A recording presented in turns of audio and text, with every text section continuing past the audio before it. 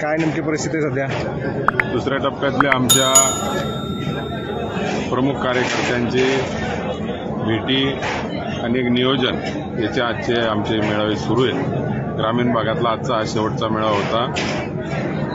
चांगला प्रतिसाद खालून सर्वसामान्य लोकांमधून या ठिकाणी मिळतोय. आम्ही जे आवाहन मतदारसंघाला करतोय की पहिल्यांदा तरुण खासदार होण्याची आपल्या मतदारसंघात संधी आहे आणि एकदा बदल करून बघायचा आहे. की दरवेळी संधी या मतदारसंघात उमेदवार न पाहता भाजपला दिली जाते. यावेळेस उमेदवाराकडे बघून, नवीन पक्षाकडे बघून आपण शिवसेनेला एकदा संधी देऊन बघावी, या आव्हानाला लोक प्रतिसाद देताना त्या ठिकाणी दिसतात. काल महायुतीचा मेळावा झाला, बरीचशी हातपाकड तुमच्यावर झाली.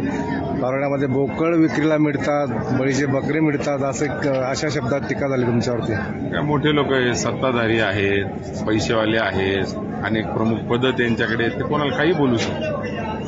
तुमच्या खांद्यावर बंदूक ठेवून उमेदवारांनी माघार घेतली व निवडणुकीच्या रिंगणात. माझ्या खांद्यावर बंदूक ठेवायला किंवा याला हा आमचा दोघांचा एकत्रित आणि अतिशय समजूतदारपणे निर्णय आहे. मी काही एवढा लहान नाही की त्यांनी मला काही सांगावं आणि मी ऐकावं. हा आमचा दोघांचा एकत्रित घेतलेला निर्णय. दादा, काल तुम्हाला मंगेश चव्हाणांनी शुभेच्छा दिल्या आहेत. त्यांनी म्हटलं की मित्राला बळीचा बकरा केला, किमान परमेश्वर नगरपालिकेची तरी निवडणूक लढण्यापुरती त्यांच्यामध्ये ताकद राहू दे अशा पद्धतीने.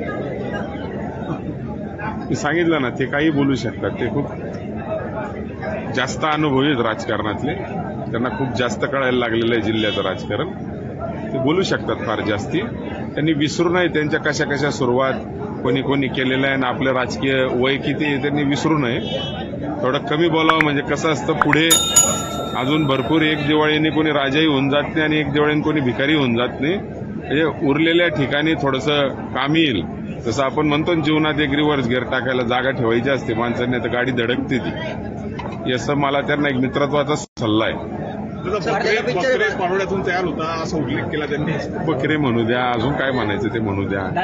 चांगलं आहे. आमचा पक्ष विरोधात आहे, ते सत्तेतली लोक आहेत, अनेक पक्ष त्यांच्याकडे आहेत, अनेक आहे. आणि राहिला प्रश्न, त्यांना जर असं वाटत असेल या मैत्रीसाठी मी काय काय केलेलं आहे, मैत्रीसाठी बकरा झालो तरी मी आनंदात आहे. खासदारकीची उमेदवारी घेऊन त्या भावाने विकावं लागतील तुम्हाला असं म्हटलेलं आहे त्यांनी. आणि संपलेला पिक्चर आहे बॉस असं म्हटलेलं आहे. अर्ध्या भावात फटाके विकावं लागतील. पारोळ्यात निम्मे किमतीत फटाके. नाही, मी पहिलेच सांगितलं, माझ्या एकही भाषणात आपल्याला जाणवणार नाही की मी कुठेही निवडणुकीच्या किंवा निवडायच्या भाषा करतोय. आणि त्यात इतका बालिशपणा मी कधीच करत नाही की ते फटाके वगैरे घेऊन ठेवणे. आणि घेऊन ठेवायची मला काय करायचे, माझ्या गावातच फटाक्याची फॅक्टरी, 2 मिनिटात फटाके घेऊन जातील मी निवडत.